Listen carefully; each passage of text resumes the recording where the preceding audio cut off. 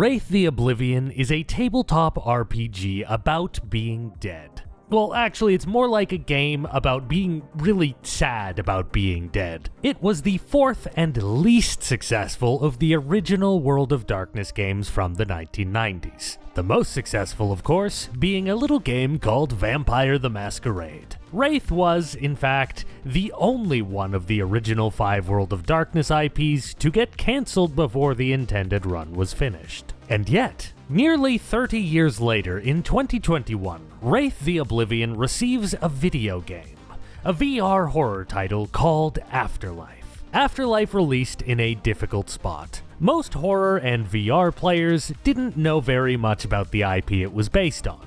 Meanwhile, World of Darkness fans were generally skeptical about the game, especially since the community faith has been flagging in Paradox Interactive's handling of the World of Darkness for really ages now. Thus, people seem to have just let this one pass by uninvestigated. So, with this video, we're going to bridge the gap for both audiences. We're going to talk about what Wraith is, why it failed, and also why people love it anyway. Then we're going to dive into the VR game and see if it's a good use of the source material. And I mean, spoiler alert here, I think it's exactly the game that this IP needed. And I hope that this video convinces you to take a look at Afterlife, or one of the old Wraith TTRPGs if that's your preference. Wraith is a curious little IP that not too many people are acquainted with. Games like Werewolf, Vampire, and Mage dominate the World of Darkness fandom, leaving Wraith as a bit of an afterthought. It was never a successful tabletop system. Not many groups, even in the 90s, played very much of this game. But the weird part of this is that people love Wraith anyway, even if they don't actually play it. For many people, it was their favorite part of the World of Darkness. They just didn't want to actually run it at their tables. And to some degree, this favoritism actually extends to the devs. It's clearly a passion project for them, despite being an abject failure. Even after it was cancelled, they still kept trying to bring it back in various forms. This system that couldn't even keep up when the World of Darkness was in vogue has never truly been shelved. It got a 2021 VR game, for God's sake. What's going on here? There's something to this game that captivates writers and readers. There is a reason that the TTRPG of the dead will not die. Wraith the Oblivion is a game about ghosts, and it's... I've completely lost confidence already. Fuck, how was I supposed to live up to the vampire and werewolf costumes here? Cut me a fucking break. You know what, this is just fucking embarrassing. I am my own Reaper, okay? And you know what, for most of you, that joke, it's gonna make sense in approximately 10 to 15 more minutes. The World of Darkness has always been heavy on themes. Vampire is about outcasts. Werewolf is about everything being your fault. And Mage, well, Mage is about ambition. Wraith, however, is a game about it being too late for you. You're already dead, and there's nothing you can do but regret it. And this is part of the reason why people don't usually like to play Wraith all that much. There are many upsides to being an outcast in Vampire, and Werewolf, there's a lot of family and honor involved in learning to change and be a better person. And I mean, Mage, as I said, it's about ambition. There's no shortage of upsides to that. There is, however, no upside whatsoever to being dead and regretting your life. Your character already had all of your chances to have a fantasy life, but they wasted it. This lack of playability, believe it or not, actually predates the game considerably. Wraith the Oblivion is actually not the fourth World of Darkness game. It's actually the first. In the back of Wraith Revised Edition, creator Mark Reinhagen tells it that Wraith began long before Vampire the Masquerade. It was originally a game titled Inferno, about being a sinner trapped in hell, and the players were mostly humoring old Mark as he tormented their characters. Based on the sounds of things, some strange events occurred during the playtests, leading the group to conclude that the game was cursed. They might have just been saying that so they didn't have to tell Ryan Hagan that they didn't like the game. Who knows? If you want the full story of the Inferno curse and why some people think it passed on to Wraith, I actually strong-armed my friend Jacob Crow to cover it on his channel as a Halloween episode last year. So I'm gonna drop a link down below and you can go check it out. For us, the important part of the story is this: no one enjoyed playing a game about suffering while dead. And despite all the changes when Inferno eventually became Wraith, that legacy carried on. The reception at release was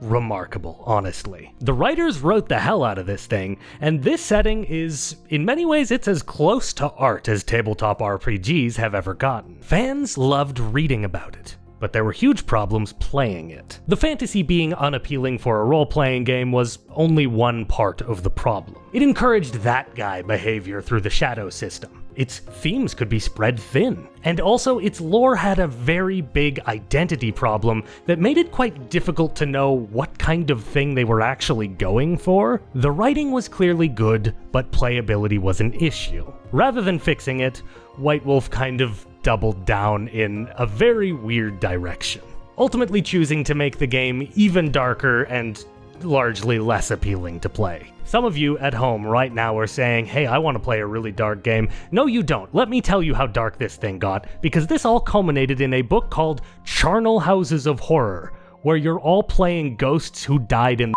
Holocaust. This was a very strange book. Although there were no shortage of reviewers at the time who denounced it on site, having, basically the most offensive premise one could imagine, many more were forced to admit that the book was written with tremendous respect for the topic, and written with the advice and review of horror writer and child of Holocaust survivors Janet Berliner. The idea is not to trivialize the Holocaust, they wrote, to reduce it to the level of just a game. Rather, the concept behind this book is to use the medium of role-playing as another way to tell the story of the Shoah, the story that must constantly be retold. Despite a fair amount of begrudged respect for what they had accomplished with Charnel Houses, pretty much everyone, even the people who really enjoyed what they were going for, were pretty much unanimous in their agreement that this thing was worthless as a tabletop game. In creating this book, White Wolf, or rather their more adult publishing wing, Black Dog, stumbled across something that may not seem obvious. There's actually a hard limit to how dark you can make your themes in a tabletop role-playing game. Because really, at the end of the day, you're trying to have a good time with your friends. And while the debate certainly rages on as to where exactly the line is as to which topics are too heavy for the medium, there are few who would disagree that Charnel Houses is more or less unusable as a role-playing game due to being far past wherever the line is. Even if it may still be valuable as a work of fiction, or even as a work of art. And to some degree, this phenomenon with Charnel Houses was actually also true of Wraith in general. Even though a lot fewer people are going to take any kind of offense to the base game of Wraith the Oblivion when compared to Charnel Houses, we still run into the problem that most people don't want to hang out with their friends and pretend to be sad ghosts who regret their life. The result was that Wraith was cancelled in 1999, 4 years before the various End Times events ended all of the other World of Darkness metaplots. Wraith was mercifully given the End of Empire book to finish its own plotline, and tie it into the End Times events of the other systems. The devs didn't necessarily have to do that, but they clearly loved Wraith and didn't want to abandon it without a proper send-off. In fact, they came back with a short reimagining of Wraith in 2003 with Orpheus. This version was a limited run that was always intended to be wrapped up in 6 sourcebooks. See, White Wolf by now was starting to learn their lesson about spin-off overinvestment. Orpheus differs from Wraith in that it is centered around a corporation named Orpheus that is attempting to profit off the world of the dead. You play as Wraiths employed by the corporation, or as living workers who astral project into the Shadowlands as their 9 to 5. There have been more attempts to spin off of Wraith over the years, such as Geist Sin Eater, but none have ever really managed to capture the audience in the same way as the original. Ultimately, the sad legacy of Wraith is that it's an amazing work of fiction, but not a very good tabletop role-playing game. But that's actually okay, because Wraith could easily make a comeback as a series of novels, an internet miniseries, or even video games. Yes, that's right. Let's not lose sight of the fact that this video is supposed to be about the Wraith Afterlife VR game. I think I've already made the case that Wraith might be better in other mediums than it is in its original form. So that makes Afterlife a very exciting prospect indeed. Frankly, whether or not Wraith ever receives a 5th edition of the tabletop system in the modern day, I wouldn't really look to it if you want to see Wraith in all its glory. Spin-offs are where it may finally have the chance to thrive. Now, all of this has actually been quite vague so far. People liked Wraith a lot, and all I've really talked about thus far is why it doesn't work as a tabletop RPG. What makes Wraith so good? And why is it everyone's favorite system that they don't play? Before we get to that, quick interjection. If you're enjoying the video so far, please take a second to hit the like button. It's always risky for me to cover franchises that aren't Dungeons and Dragons on this channel, so liking the video helps provide a little bit of an algorithmic boost to make this a little safer for me to do, and I can do it more frequently. And something else that helps is leaving a comment down below. Hey, what's your favorite ghost in fiction? Me personally, I'm kind of a King of the Dead head. Big fan of that guy. What about you? So, this video actually got age restricted the first time, and this is a re-upload with the sensitive bits taken out. And don't worry, I'm really not pulling many punches even in this version. I had set a like target on the original for a bonus stream about a minor Wraith the Oblivion game called the Orpheus device. It's basically a seance you play on your phone. We were actually very close to smashing that target before we got throttled by the algorithm screaming, "Think of the children!" So I'm just gonna say, we hit the goal. Good job, everybody. And I'm gonna hold the stream in the coming weeks right here on YouTube. I hope to see you there. Wraith the Oblivion begins at the moment of death, and the world expands from there.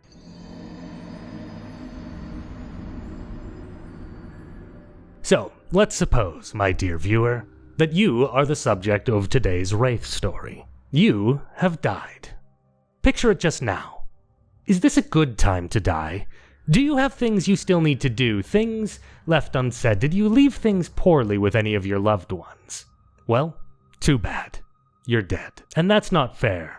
But we really don't get to choose these things, do we? Now, for what it's worth, most souls do not become wraiths, but you have. You are now bound to the Shadowlands, a mirror version of our own world where the forces of entropy reign supreme. You will see the trees as dead, you'll see your car as a rusted heap of scrap, and to you, the skyscrapers on the horizon will seem as crumbling husks. You will be confused when you first arrive in the Shadowlands. Nothing will look right. Likely, you don't even realize you're dead yet, as you replay your final moments over and over. This is because wraiths are born into unlife with a protective cocoon of plasm called a caul.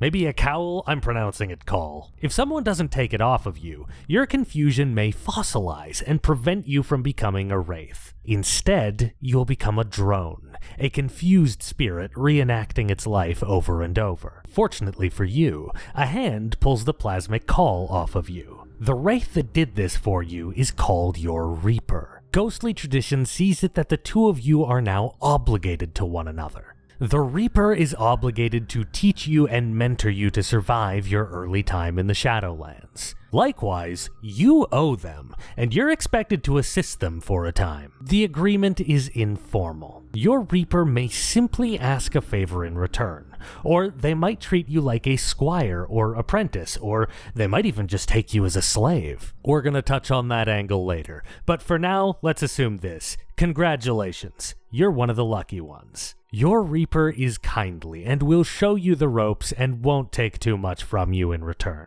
Your Reaper begins to explain the nature of your new existence.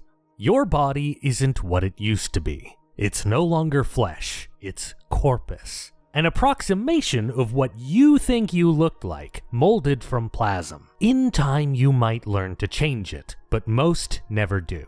So I hope you visualize yourself in your favorite jacket, because you're not getting changed anytime soon. Your Reaper tells you that your stay in the Shadowlands is more of a privilege than a right. You're not naturally here like a human bound to Earth by gravity. No, you've been tethered to this place by your fetters, which are objects, people, or places that were important to you in life. If your loved ones die, if your mementos are destroyed, and your treasured places desecrated, no more Shadowlands for you. And no, that doesn't mean you get to move on to the next life. No, if you can't stay in the Shadowlands, you go somewhere so much worse. A roiling vortex of nightmares that your Reaper calls the Tempest. And now that you mention a next life, the hereafter, nobody has any clue if it's actually real. Transcendence to the hereafter is possible, and some wraiths do succeed at moving on to something else if they can come to be at peace. But it's actually so rare that most wraiths view it as a fairy tale. Your own Reaper is coherent enough to tell you that it might be real, it might not. So to most wraiths, most probably including you, accepting your fate feels like a waste of time and effort compared to just about everything else you're gonna have to deal with in the Shadowlands. The other way out of these dark realms is going to consume a lot more of your attention: Oblivion. Oblivion is the howling void spilling out into the Tempest from a dark labyrinth at the very bedrock of reality. It will haunt you always, it will hound you, and in all likelihood it will win. Because when you died, you did not do it alone. In each of us, there are dark urges, impulsive thoughts, self-destructive tendencies. These slabs of meat we inhabit are able to inhibit the worst of our dark sides. Our body more or less forces us to work together to keep our protein mech alive and in one piece. But your body is gone, and your corpus hasn't got the same instincts. Your shadow, the dark and self-destructive half of your heart, is free. It will pursue you, torment you, and trick you until you both have been dragged screaming into oblivion.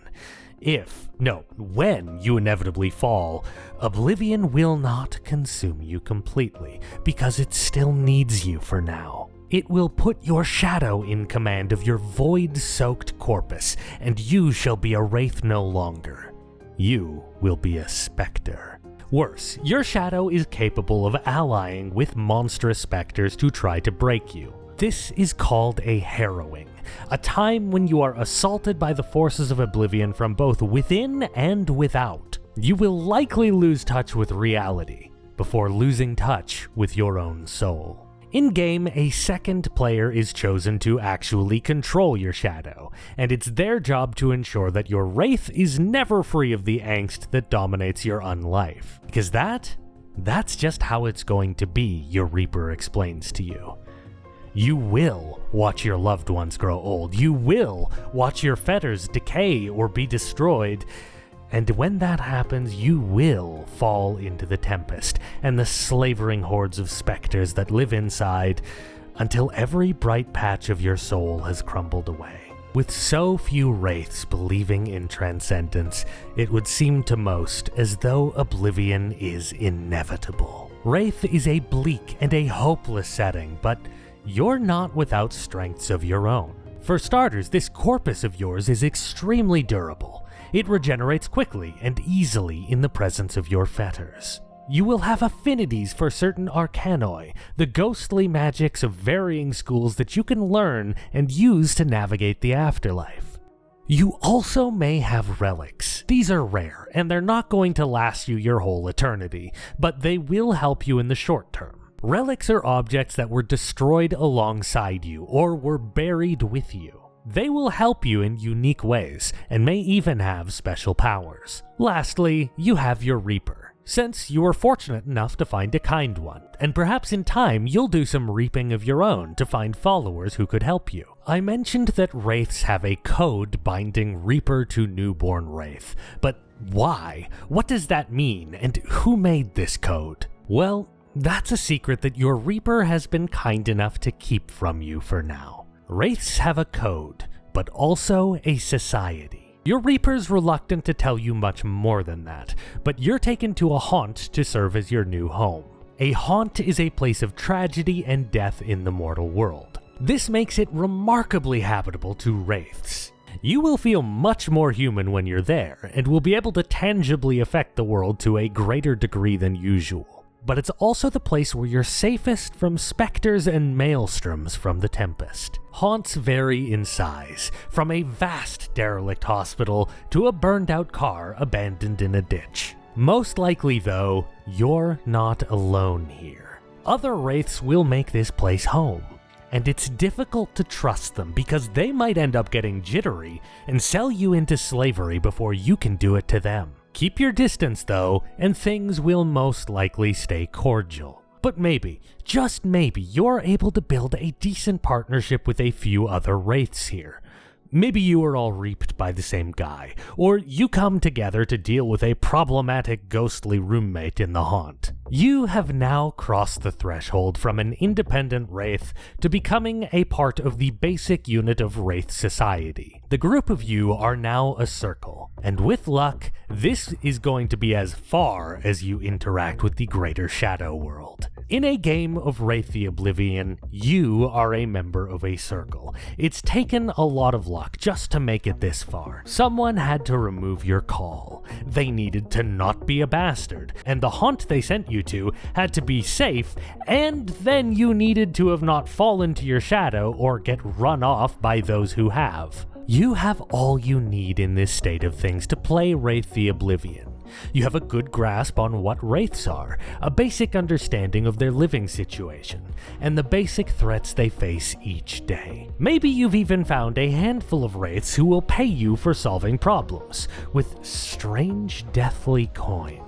Much of the gameplay will be very personal. Maybe you'll have to protect the loved ones who are your fetters and become something of a guardian angel. Or you might need to stop acting like an angry poltergeist and learn to let your spouse move on. You might develop Arcanoid to try and get back your beloved photo collection before those ungrateful children of yours can dispose of them. Or ask a circle for help when your widow calls an exorcist because your ghostly presence is kind of freaking everyone out. Which is definitely not your fault, because honestly, you'll be damned before you let death stop you from being there for family TV night. Honestly, who cares if you're giving everyone a chill and knocking paintings off the walls? You know what? Death will not stop you from keeping up on weekly episodes of Shogun. These stakes are actually not as low as they sound. You pretty much have to maintain contact with your old life. There's no other way to protect your fetters. Abandoning them will doubtlessly end up in them being destroyed at some point, sending you reeling into the Tempest. Much of Wraith the Oblivion is reactive. Work with your circle to cling to the fragments of your life, defending your fetters from threats both living and dead, while also ensuring that malevolent spirits stay the hell away from your haunt. But there's still a problem. Is this it? Is this the fate of a wraith? Will they never amount to more than forming gangs hiding out in haunted houses? Well, no. There's far more. When Wraith gets summarized, it's this half of the setting. The very personal side of undeath. But the problem is that there's kind of not a lot to do. The developers might have decided to flesh this out so that you always felt like there were clear objectives of personal horror. Instead, the writing went a very different direction. While the core themes of Wraith are very personal, the lore is much more expansive. Maybe on your journeys you've been warned about the ferrymen, strange, distorted wraiths paddling their rafts across the stable routes of the Tempest. You must never interfere with their duty, for they are dangerous to the extreme.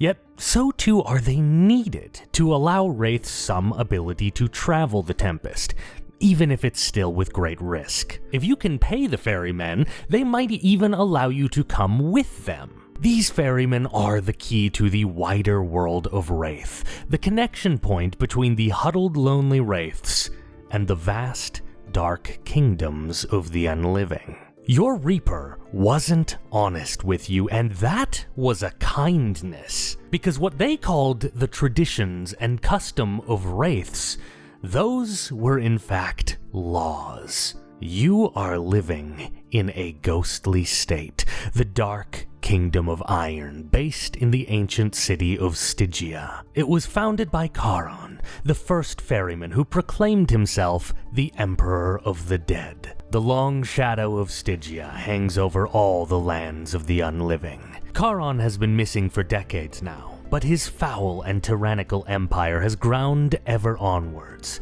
drowning the afterlife in tyranny. The influence of Stygia touches all. The haunt you live in may merely be a small corner of a necropolis, an inverted city housing the dead and governing the local wraiths on behalf of the Stygian hierarchy. But how could you not have seen this? How could you not have known? The signs were all right there, right from the moment your call was pulled off of you. You were told you were lucky that you weren't taken as slave, but why would wraiths need slaves? What work is there even that needs doing?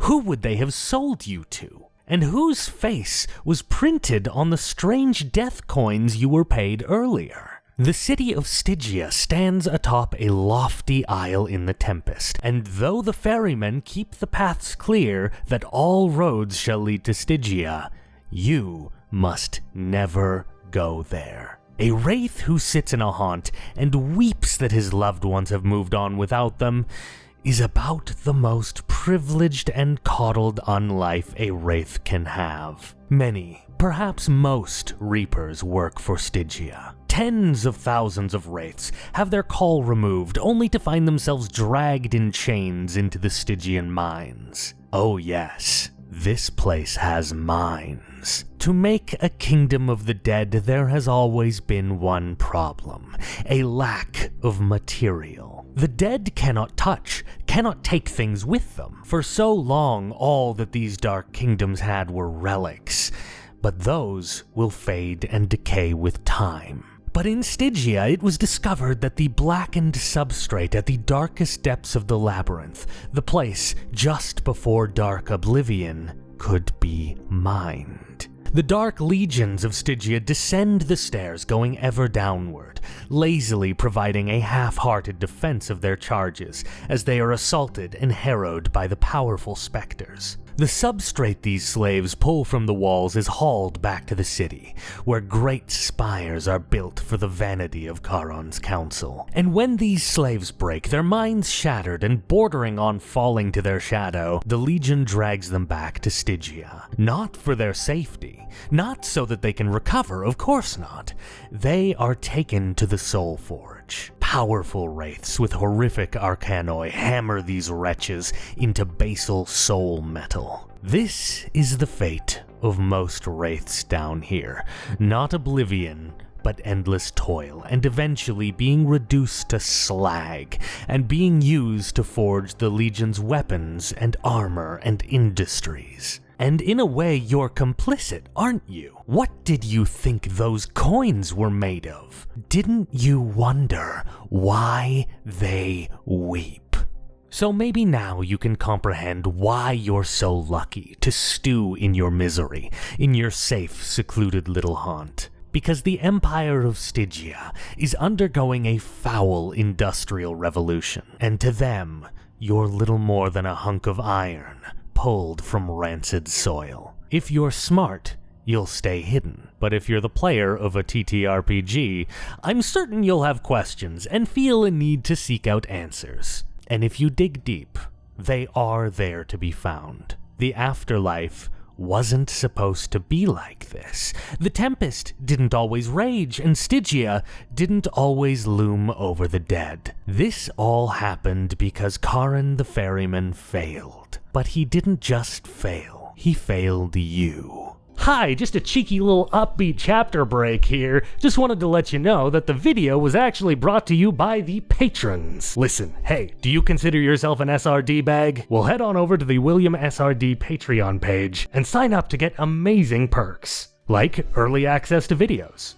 a Patreon-exclusive podcast, and sneak previews on whatever I'm working on at the time. Did you know that there's a Vampire the Masquerade TV show? I already had a watch party with my patrons where we watched the first half of the season. Well, this month, at a time that is currently flashing across the screen, I am planning on holding a second watch party for patrons. All tiers are welcome, so you can even sign up at the lowest tier. Simply sign up there, head on over to my Discord server, and in the Patreon channels, you'll find all the info you need to know. I really enjoyed hanging out with you guys for the first half, so let's bring it home. Let's figure out how this thing ends. But if you're new here, then hey, just wanted to say hi. I'm William SRD. I cover all manners of video games related to tabletop franchises. Yes, I promise this video is still about the video game. Sometimes we just have to dive a little deep into the tabletop to truly understand a game, and in this case, there's a lot of tabletop to get through. And if this is your kind of thing, please consider hitting subscribe.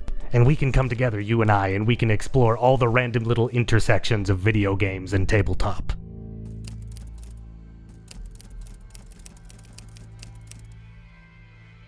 Before Charon was a ferryman, he was nothing but a simple wraith, and before that, he was a Mycenaean. Mycenaeans being one of those pre-Bronze Age collapse peoples, they were basically Greeks who did not yet know how to Greek very good. The Mycenaean era was considered to be the great age of heroes for Proto-Greece, and Charon's story was likely wrapped up in such deeds. Such that when he died and passed into the Shadowlands, he was greeted by Lady Fate herself, who had taken a liking to him. She granted him power, but also a duty. He was to be a ferryman. He was to be the great guide of the dead in this dark underworld. There was much work to be done. Charon became the first to sail the placid black waters of the Sunless Sea. It was there that he found an island to serve as his headquarters, a place that would come to be called Stygia. The first ferryman gathered the worthiest wraiths to become fellow ferrymen,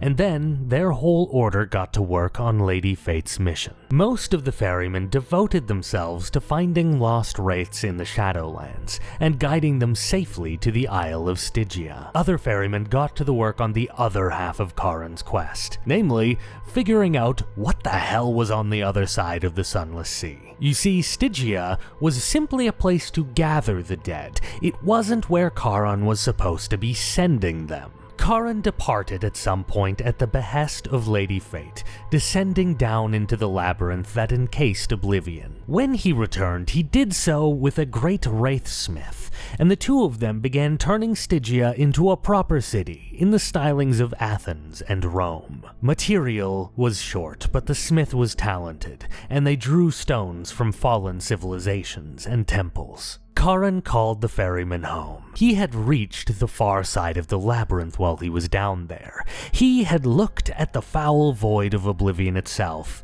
and he had a revelation. It was growing. Every soul that the ferryman failed to guide would feed the horrid mass and allow it to grow larger. Monsters had been seen of late. The first specters, who the ferryman had failed. Charon declared that they would need to do better. Every lost soul meant that this place came one step farther to being swallowed by the hungry mass at the abyss of reality. Fortunately, the explorers returned from across the sea, calling themselves the Shining Ones. They spoke of distant far shores. Every one of the islands there was a different afterlife belonging to one of the mortal religions. There were hells and heavens and Valhallas abound, waiting to be filled with wraiths. While it was certainly fascinating that religious belief seemed to create these places, and thus every religion became more or less true, it was clear to Charon and the ferrymen that these were mainly a sort of therapy to soothe wraiths until they could transcend to the hereafter. An arrangement was set up. The ferrymen would guide the dead to Stygia, where Charon would protect them, and then the Shining Ones would send barges to retrieve these wraiths and bring them to whichever far shore Charon deemed best for them. Charon knew that the world was too fragile for him to not take this seriously. A bureaucracy was needed to see the work done. Charon began to notice the success of the new Roman Republic in the mortal world, and began styling Stygia based off of it. From this moment onward, Karin became convinced that his ghostly nation was best ruled by adopting the ideas of mortals. Too many wraiths had slipped from his grasp and fallen to the great enemy. When the armies of Rome began to conquer the Mediterranean, Karin proclaimed that they must be a dark parallel to the burgeoning empire. Builders set to work constructing otherworldly roads across the Dark Plain, stretching all across the European and Middle Eastern Shadowlands. The ferryman contacted the living, as this was not yet taboo, and requested that the dead be buried with coins on their eyes to pay a death tax to Charon. These coins would pass on as relics that Stygia could take and forge into weapons for their new legion. If the dead didn't have these coins, wraiths were expected to trade their own hands or eyes instead. Where the armies of Rome marched, Stygia followed behind, gathering up the wraiths left in the slaughter and setting up ghostly outposts and roads. The Tempest did not exist in this time. The Sunless Sea was nothing but calm and dark as Charon's empire began to give it form. But all was not well in the ghostly nation. Their mirroring of Rome didn't sit well with the ferrymen.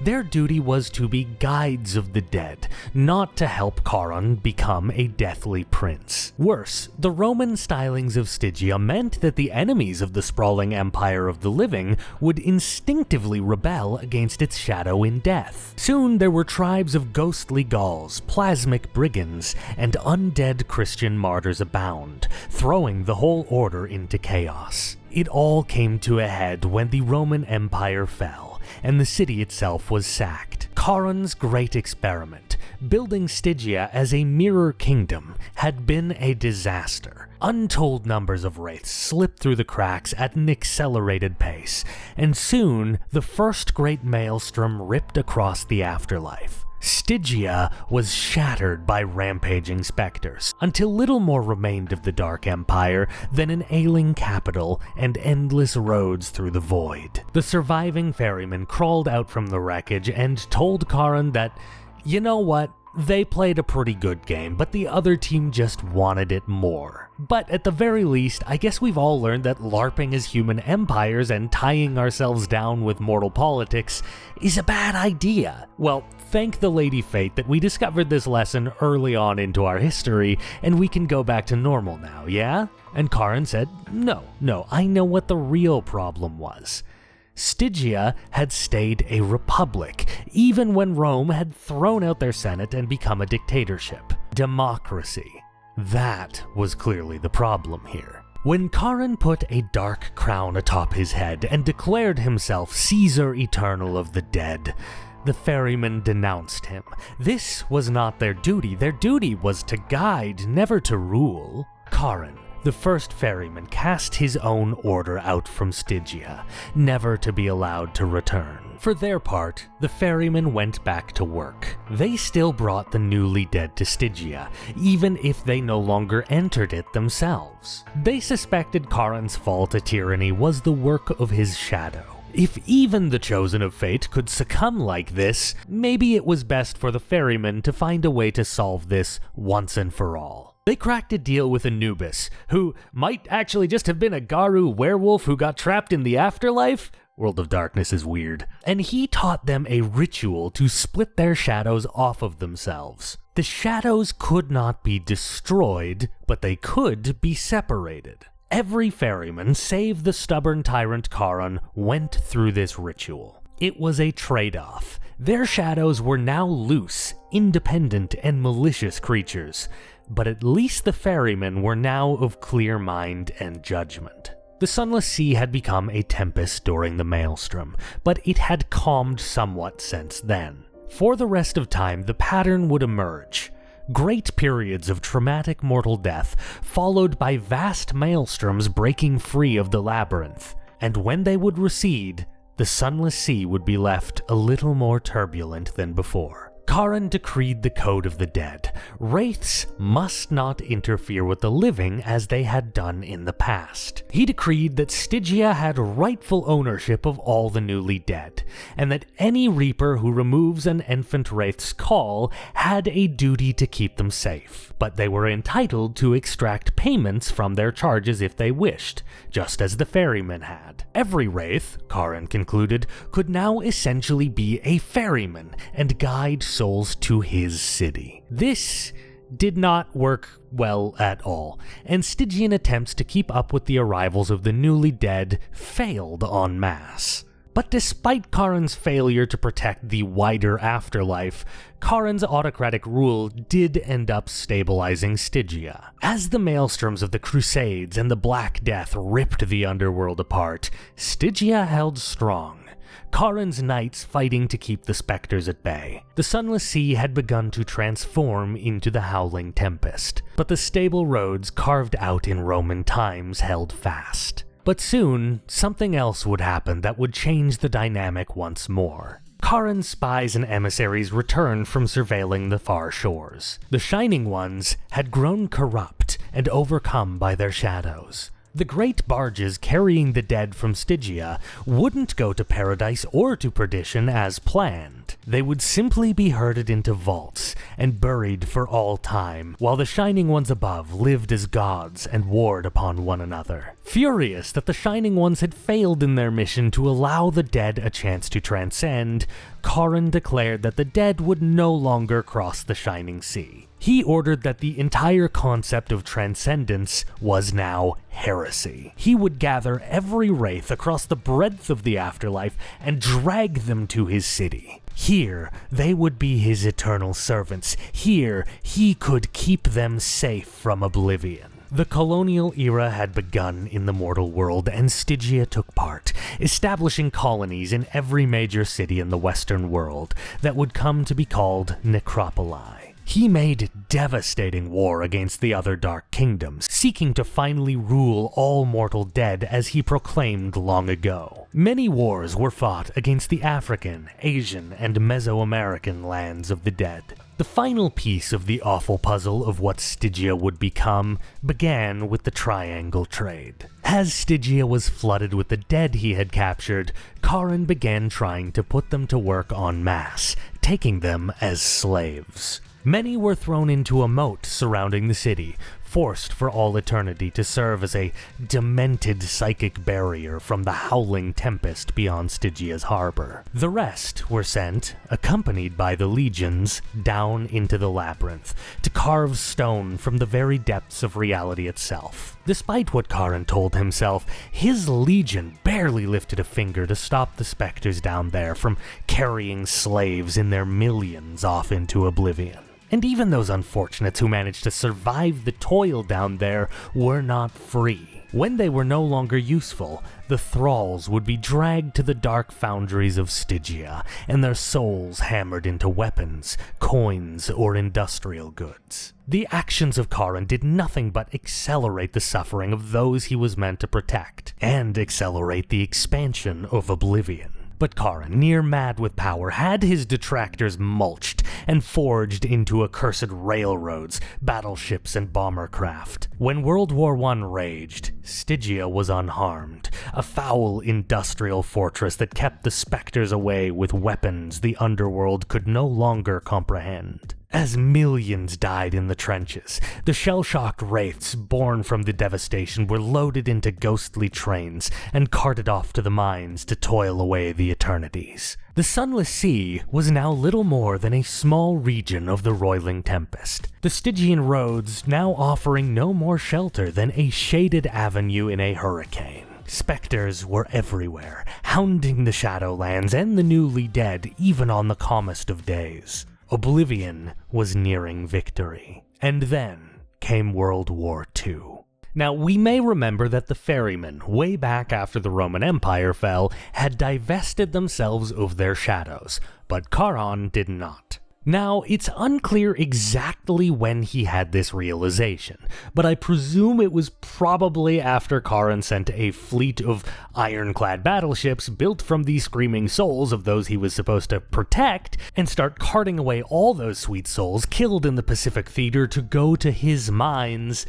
Well, I presume that's the moment when Kharon finally realized that his shadow actually might have been a bad influence on him. Kharon finally, 2,000 years late to the party, does a ritual to separate himself from his shadow. It goes skittering off somewhere into the Tempest, and don't worry, it won't be a problem going forward. The first ferryman looks about at his nightmare machine he had built when he was supposed to be guiding the dead, and he says, well, I think we can all agree that the last 2,000 years have been, let's say, regrettable. But the good thing is, now we can finally start working towards healing and getting back to...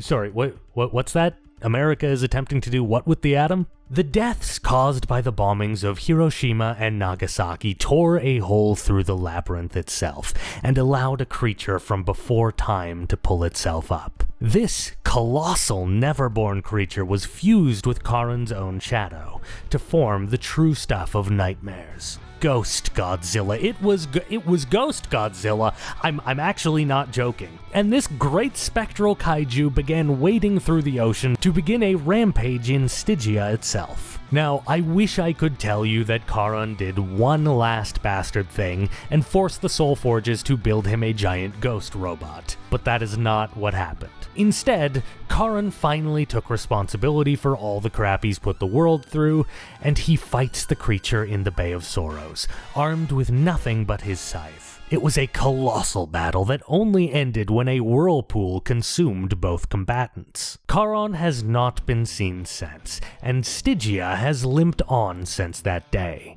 Still being incredibly foul and evil, Kharon never ended up getting the chance to fix it. There is so much more lore to this setting.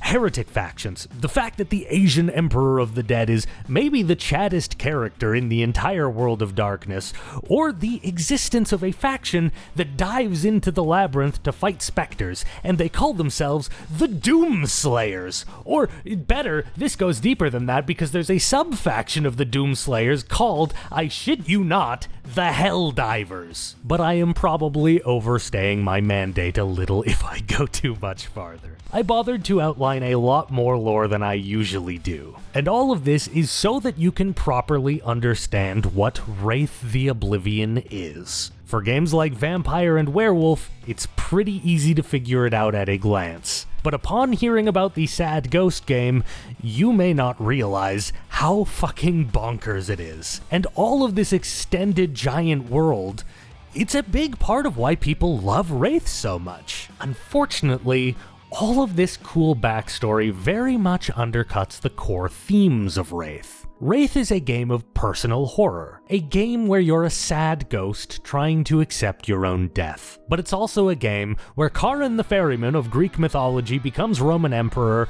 and then 1v1s a giant nuclear ghost kaiju. These things are pretty obviously at odds with one another, and it's very much to the detriment of your ability to actually play the game comprehensively. The system can't really decide if it's a down-to-earth story that lives up to its intended themes, or if it's a dark fantasy game where you're a ghostly D&D party exploring the afterlife in search of treasure and riches under the nose of Stygia. And unfortunately, the writers never ended up solving that problem. They would write so much about how Wraith was this supposed game about personal horror, but very little support was given to that side of things in favor of doing even more wacky world building. Like, sure, it's great that we know about an undead polar express that travels the Tempest, but to this day, most people, myself included, are still not really sure what you're supposed to be doing all day in your haunt, or how to have grounded adventures in the Shadowlands.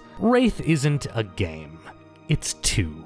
And while both parts are individually cool as hell, neither one was ever fully baked. It's possible to merge these two things if you have a very advanced group capable of keeping touch with their Wraith's personal lives while they're off having goth punk D&D adventures in the land of the dead. But ultimately, it's very hard to keep the tone straight when you're a sad ghost crying that your loved ones are moving on without you, and then some guy bursts in, offers you a Stygian forged Desert Eagle, and says, "Hey kid, ready to join the Helldivers?" Matter of fact, I've been chatting a bit on this topic with Auntie Hauntie, and we're planning on doing an experimental Wraith game with her actual playgroup, the Handful of Nerds. Our idea is to steal the patron system from Imperium Maledictum and have the party work together to handcraft our Reaper on Session 0. If you're interested, hike out to the Handful of Nerds channel and subscribe. It's a good gang of people, and I reckon you'll love the followed actual play they've been airing so far. Anyway, Wraith as a tabletop game has a lot of problems. First and foremost is that it's so grim that most people won't even think it sounds fun, so it has a hard time actually getting players. Number 2, the lore is more like two unrelated games that have very little to do with one another, but there are other problems too. Being that the game is so focused on the personal, it can be hard for all the members of the group to actually get enough time to explore their own stories in a way that is satisfying. You probably don't want to be playing Wraith with a big group of people. The shadow system can also be a problem too. Every single player is given carte blanche to fuck with another player during gameplay. If any of your players are even 10% of that guy, then the shadow system is going to bring out the worst in them and destroy your whole friend group. This game is playable to an advanced group who's been playing together for years and have a good dynamic and a solid vision for the game. But to any group that doesn't fit that description, Wraith is an unplayable masterpiece. Honestly, while Wraith is clearly very special as a setting, it may just not be a good fit for a tabletop RPG. And that's okay. There's always the potential to try again in different mediums, such as today's topic, a video game. Wraith Afterlife is a VR horror game released in 2021 by Fast Travel Games, who have since created Vampire Justice, a VR masquerade game set in Venice. Inevitably, any attempt to adapt Wraith is going to need to decide which of the two vibes it's going to follow. Is this personal horror, or is this goth punk D&D? Afterlife chose the former, and as such, it is a true horror title set in a single haunted mansion in the Shadowlands. I think there's room in the story for a sequel that starts exploring the larger lore, but we can discuss that later. I'm a big fan of horror in most formats, novels, TV, video games, but for me the line has always been VR. That's just too far for me, man. I like horror, but I just don't like feeling unsafe while I'm playing a game. Listen, if you're not a VR player, you may not know how much worse this stuff is. You ever get scared and imagine that there's something right behind you? Well, in VR, there really is something behind you.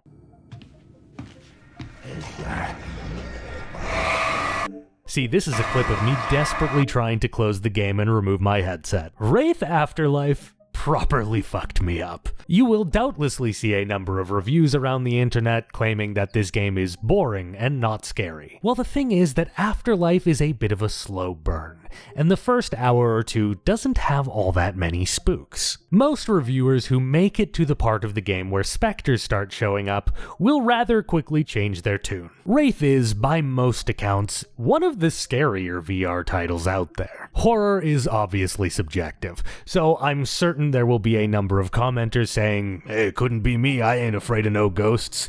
Well, I'm happy for you, but for me, I would have sessions where I would actually be trembling for 10 minutes after I took the headset off. But we've gotten ahead of things. The protagonist of Wraith Afterlife is Ed. And the thing about Ed is he's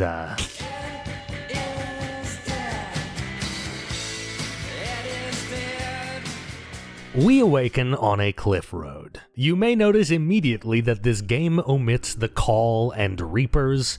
It's actually not a lore break, even if it feels like one. It will make more sense later. A number of memories and drones tell us as we follow the path that we are Ed, a photographer whose photos are special, able to capture things that Ed isn't fully aware of. For our part, it seems that in life, Ed was just here to capture the LA nightlife.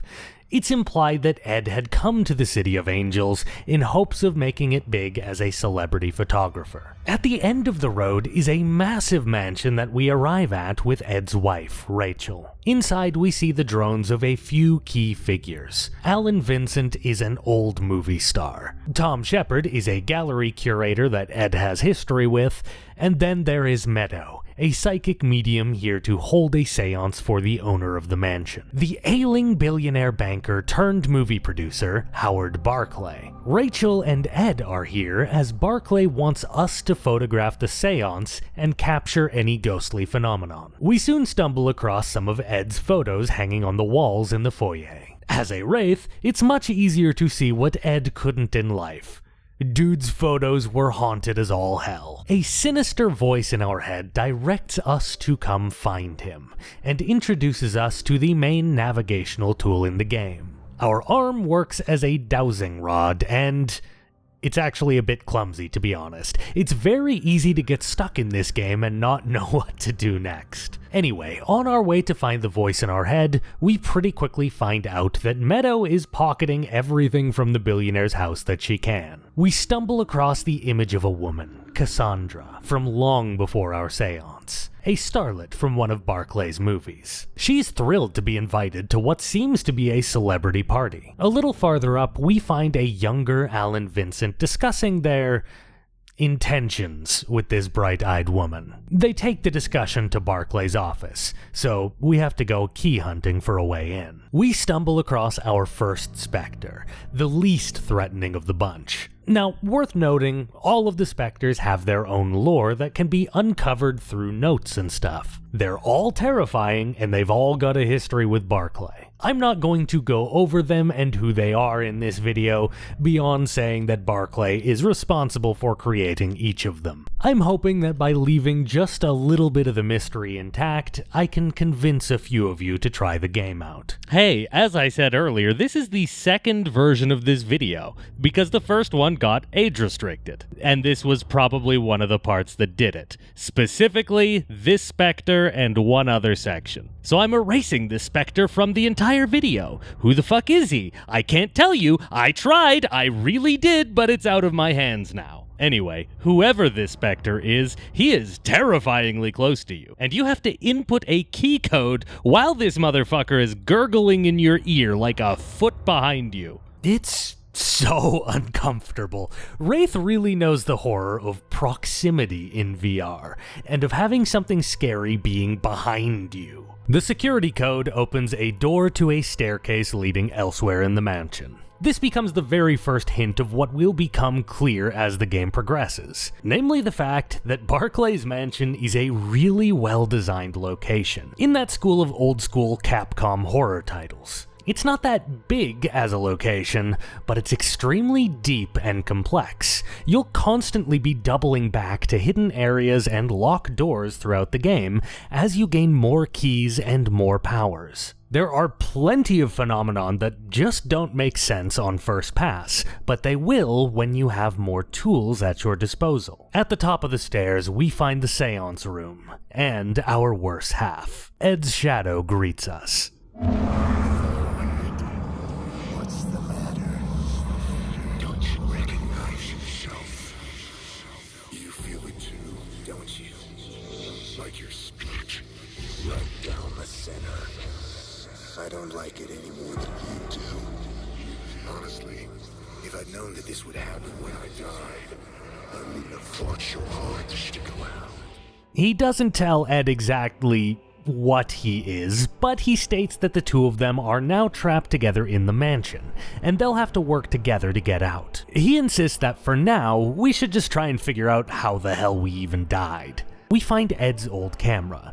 Not the one he typically used professionally, this was his late father's camera. In death, it has become one of Ed's relics that he can use to snap spirit photos and access old memories. Using it, we learn a few things. Firstly, we learn that Meadow is a fraud, and the seance is basically just a show to take the gullible billionaire for all he's worth. We also learn our history with Tom. He was a gallery owner who gave our spirit photos to Barclay months before the seance. Ed handed over the photos with the promise of payment later on.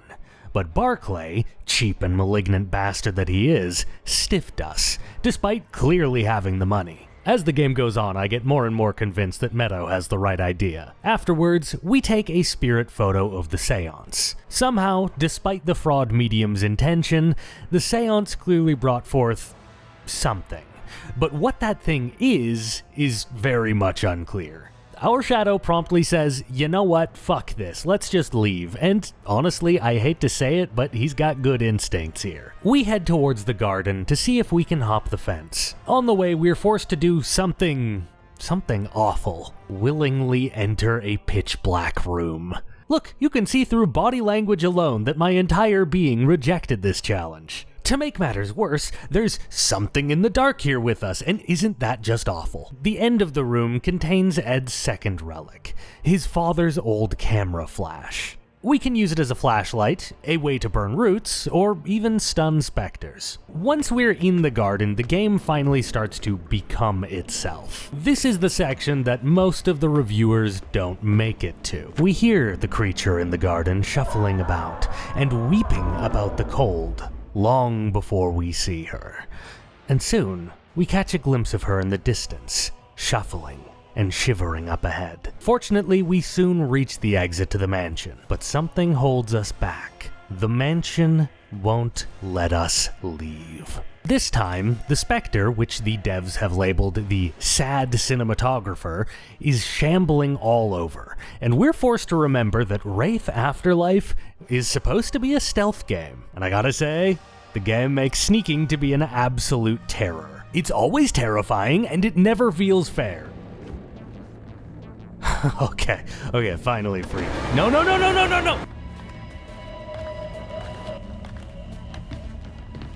Oh, thank God. Well, at least are you goddamn kidding me? Eventually, despite all odds, we make it back to the mansion and out of the clutches of the cinematographer. For lack of anything better to do, our shadow suggests that we start gathering up the seance artifacts. If they're gathered, maybe the mansion's ghosts will let us go. And frankly, it's a great idea. This guy here, he's always trustworthy. Tom's knife is nearby. Yes, that's correct. His personal item he brought to the seance was a knife. It's how I relax. It's Japanese, top of the line stuff. Meadow's globe is next. It's just sitting out in the hallway. The others won't be so simple, though. Down a dark hallway, we start rooting around for Barclay's belongings. It is here that we discover the third and final of the minor specters, the Wall Street Whiz Kid. This is one of only a handful of jump scares in this game, but damned if it didn't get me good. Sneaking about this area with the lumbering specter, we find Barclay's voice recorder. With it, we're now able to open voice-activated locks all over the mansion. One of these, under the watchful eyes of the Whiz Kid, is Barclay's occult note, a seance item. In another safe, we also find Alan's film roll. Heading back to Barclay's library, thankfully now clear of the Hanged Man, we use the flash relic to find Rachel's diary. Our camera was our own seance item, so now we've got everything, and we're able to see what happened at the seance. We clearly summoned something, and Meadow couldn't channel it, because how could she? She was a fraud. There was only one person present who was actually sensitive to ghosts: the photographer. The horrifying specter takes control of Ed. If he had training as a medium, perhaps he might have been able to control it, but he wasn't even aware he was sensitive to ghosts at all. The specter forces Ed to bludgeon Meadow to death for the gall of summoning her. Then, the creature takes out her wrath on her real target, Barclay. The creature appears in the room with us, and it becomes painfully clear that this thing will be after us from now on. This guy here, he's always trustworthy. Anyway, the other three flee the seance room, and we head out to see if they survived Ed's rampage. We track them to the guest house in the garden, and after a little exploration, we discover Tom's fate. He begs for mercy, but is soon murdered by his own knights. Japanese, top-of-the-line stuff. Something locks us in here, and in response, Ed masters a new arcanoi, the ability to pass through certain walls. In another room, we discover the after-image of Ed and Rachel. He couldn't kill her, and managed to excise the spirit temporarily. He begs Rachel to run and hide in Barclay's underground bunker that he apparently humble-bragged about to them earlier. And then, to protect her, Nope, stop right there. That is probably one of the scenes that got us demonetized the first time. Listen, I bleeped a couple things earlier, I also hid that specter, but I'm pretty sure this was the scene that did it. But I can't really cut this scene because it's very plot important. So instead I will demonstrate using only words that YouTube will allow me to say. So let's pretend for a second that this is a certain Japanese implement, very high quality, helps me relax. And what Ed did was he said,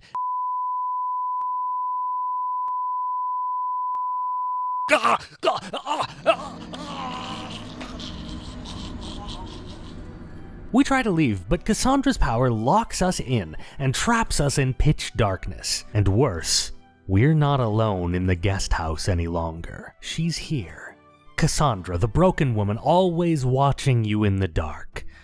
And she follows you. This is the most goddamn skin-crawling section of the game. This is the kind of terror that people have been dreaming to design in VR since it was invented. She's there, stalking you while you're forced to evade with a movement speed barely faster than hers, just feeling it in your bones.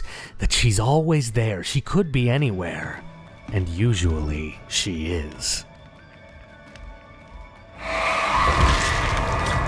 You have to find your way out of this in the dark, unlocking doors, frantically turning doorknobs while she stalks you, never sure if you'll look over your shoulder and see her lunging at you. We've all seen those scenes in movies where that idiot fumbles with their keys and they can't get the car door open. Well, Wraith Afterlife is a humbling reminder that in a panic, we're all that guy. VR has always had the ability to be more tactile than any other medium. And the panic you feel trying to fumble with a doorknob while the stuff of nightmares is trailing just behind you, I mean, it's skin-crawling, truly. I have never experienced something so scary in a video game before. By some miracle, I eventually stumble my way out after a truly harrowing chase through the dark house. I am not ashamed to say that once I got out and to a save point, I legitimately just fell to my knees in real life. When I regained my composure the following day, I went hunting for the basement and the bunker that Rachel supposedly fled to. To get there, we have to go through Barclay's private theater, the sad cinematographer stumbling through to try and catch us on the way through. Arriving on the lowest floor, we receive one final power, the last thing we need in order to have full access to the entire mansion, Wraith Grip. This power lets us manipulate heavier objects than we could before. With Wraith Grip, we solve a quick and easy puzzle before heading down to the bunker. Rachel's voice comes through from behind the door, and it sounds like she's in danger. The power of the broken woman holds the door closed, however, and our shadow tells us that we'll need to find the broken woman's fetters before she'll finally release her grip on the vault. The first fetter, her amulet, is easy. We find it in the elevator on the way out. Number 2 is tough as hell though. The Hanged Man and the Whiz Kid team up to protect it in the party room. This isn't the scariest section in the world, but honestly, it might be the most difficult. And when I finally got out, I was exactly this close to death. But I do, in the end, succeed at getting Cassandra's contract. We then use our new elevator access to get upstairs to Barclay's bedroom and occult research areas. The third object isn't here, but we do find some things of interest. A note from Rachel. Apparently she and Ed were having marital problems. We also find out Barclay's plan. The aging bastard was refusing to die. He wanted to evade death by ensuring that he would become a powerful wraith that could possess other people's bodies. To learn how to do this, he attempted to summon a Wraith writer through the seance, which, as far as I can tell, is implied to be the ghost who writes the opening chapters of the core tabletop manual for Wraith the Oblivion, which means Barclay might have found a Wraith the Oblivion rulebook and lost his mind. Additionally, Barclay has a box up here that can destroy spirit world items. Lastly, on Barclay's balcony, we discover what happened to Cassandra. Today, people know your name. Tomorrow, maybe you're a star. What do you think, Alan? Does she have what it takes to become a star? There's only one way to find out.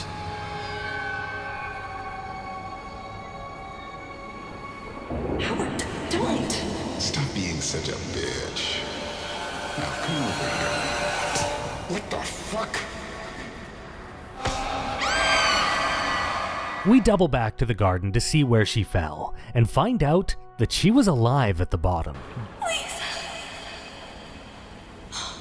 Call an ambulance.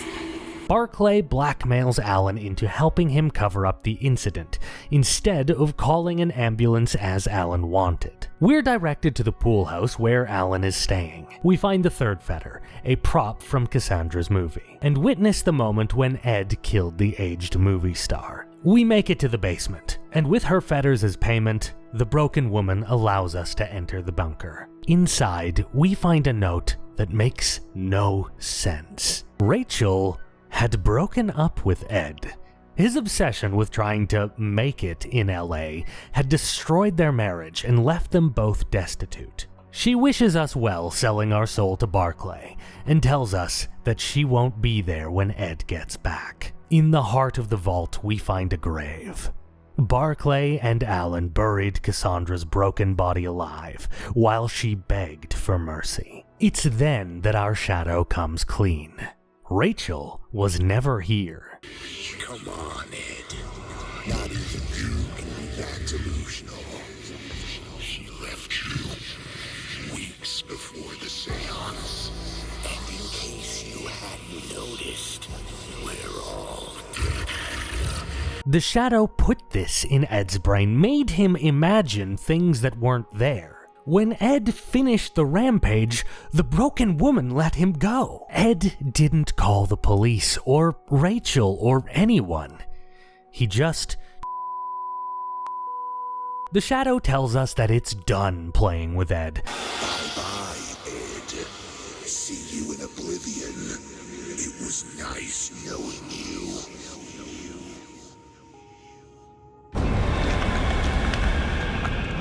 We book it out of the vault, broken woman scuttling behind us. With nothing left to go on, Rachel's voice calls out to us, asking us to come meet in the lobby. We find her there, and she gently reminds us that she isn't actually real. She's all in our head, but that doesn't necessarily mean that this moment doesn't have power. Some Wraith the Oblivion characters possess an eidolon, which is the opposite of a shadow, but these are generally weaker and more subtle than their dark counterpart. This after image of Rachel appears to be Ed's eidolon, and guides him to find a way to destroy the broken woman's fetters. There was a cursed fireplace in Barclay's office, so we head there first. The broken woman, now unchained and far more dangerous than before, scuttles along the ceiling like a spider. I end up finding a nice sneaky route past the horror, and I manage to burn Cassandra's contract before she can sink her claws into me. We do a similar thing upstairs, in an awful sequence where we need to use the combination on the special box in the upper floor to destroy Cassandra's movie prop while the broken woman hunts us. Fuck, I keep dropping these keys! Finally, she guards the basement now where she never prowled before. She finally catches me, but after all this time, once in the game, finally I manage to succeed at camera flashing a ghost. At Cassandra's grave, the amulet is shattered, casting the broken woman into the Tempest, never to return to the Shadowlands. Our shadow begrudgingly taunts us. We may have defeated his friend at the mansion, but what really was there for us outside of this place? He invited us to go find Rachel and cry about our fate for an eternity. Doing our best to ignore the bastard, we head to the gate, where he appears to us one final time. And he gloats. Because you see, none of this was as it appeared.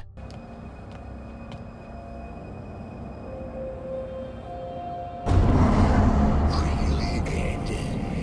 Really? Did you think that was all it would take to defeat me? To banish me from your life? No. Do you remember way back when I said there were some lore inconsistencies earlier? Specifically the fact that Ed never had a call or a reaper. That's because none of this is real. Our shadow has been screwing with us. When a shadow and specters team up to break a wraith's mind, I remind you, that's called a harrowing. Just like Rachel being present for his death, this has all been lies fed to us by our shadow. And now, the shadow remarks, it's time for him to wind back the clock and harrow us once more until we break. Our last sight is the broken woman leaping once more to tear at Ed's mind. The implication, of course, is that this is sort of a time loop. The Shadow and his spectral allies will force Ed to relive this over and over until he's dragged down into oblivion. This is the standard ending, but there is a true ending where you escape if you manage to 100% the game and find all of the notes and collectibles. But for me, I am happily going to never play a VR horror game ever again unless there's a sequel to this. But overall, Wraith Afterlife, way past my limit, man. I urge you, if you have an appetite for horror and a VR headset, give this game a go to find out the stories of the minor specters and to see the true ending. Ultimately, this ended up being a really great use of Wraith lore, constructing an utterly terrifying and grim story about the dark side of LA. It was on the more grounded side of things, a story told with restraint. There's no ghost Godzilla to be found here. I actually think there's some room for the goth punk D&D style of Wraith if this game ever receives a sequel. Although Ed will escape the harrowing in the true ending, the boy is hardly ready to transcend. He's got plenty of heartbreak left to experience if he wakes up and tries to contact the still living Rachel. A sequel about that could expand the lore considerably. I'm unsure if a shadow can harrow a wraith while they are still in the call, but if that is what happened and Ed managed to avoid getting turned into a specter while he was still in the call, then we can start the game with Ed being reaped, and he can continue his doomed journey to find Rachel, and avoid Stygian slavers and malignant specters. Ed was a really good protagonist for a Wraith game. You can see why this guy has unfinished business. He's made terrible mistakes in life, but he's not done anything that makes him irredeemable or unrelatable. Not to mention that his shadow is a really engaging nemesis. Now, this game scared the shit out of me. VR horror is not my genre, so I would be lying if I tried to tell you that I had a tremendous amount of fun with this game, but I will say it is a great piece of World of Darkness media, and it used the Wraith lore in a way that's kind of a dream come true for White Wolf's most tragically unusable game setting. The game isn't perfect, though. You have a health bar that's invisible, and it's not explained very well. You can find photos of Rachel, because she is your fetter, that will restore your health bar, but you actually have very little knowledge if you need healing or not. Also, for a game that requires you to collect a ton of stuff and send it to your memory palace to get the true ending, it sure doesn't have any way to access that memory palace to see what you do or don't have. If you play this and try to 100% it, I'd recommend going to the wiki before you start playing, and make a checklist of all the items and memories you're going to need to find. Lastly, the dowsing rod mechanic is not very accurate, and it's a pain to use. Under every forum post, as well as every Let's Play of this, you're going to find dozens upon dozens of confused players who are stuck and can't figure out how to progress. But in my opinion, all of this can be forgiven, as this is still a great use of an IP that has been begging for a good adaptation for decades. Fast Travel absolutely killed it. With a knife. Japanese, top of the line stuff. Thanks for watching, everybody. This one kind of got away from me, didn't it? This is the final part of my Intro to the World of Darkness series. That doesn't mean that we're done with the franchise, but it does mean that going forwards, I'm going to assume my audience is educated on the basics of what this franchise is and what it's all about. I'm probably gonna bundle these 3 videos up into one mega video in a few weeks' time, because I know some people prefer consuming content in that format. It will be released alongside a few corrections for minor errors I made in these videos, as well as a bonus end section, talking about what I think the World of Darkness needs to do going forward in order to stay relevant in the modern day. I hope you've enjoyed the video, I hope you've enjoyed the trilogy, and if you did, please remember to drop a like and a comment before you go. And I'll see you guys in the next one.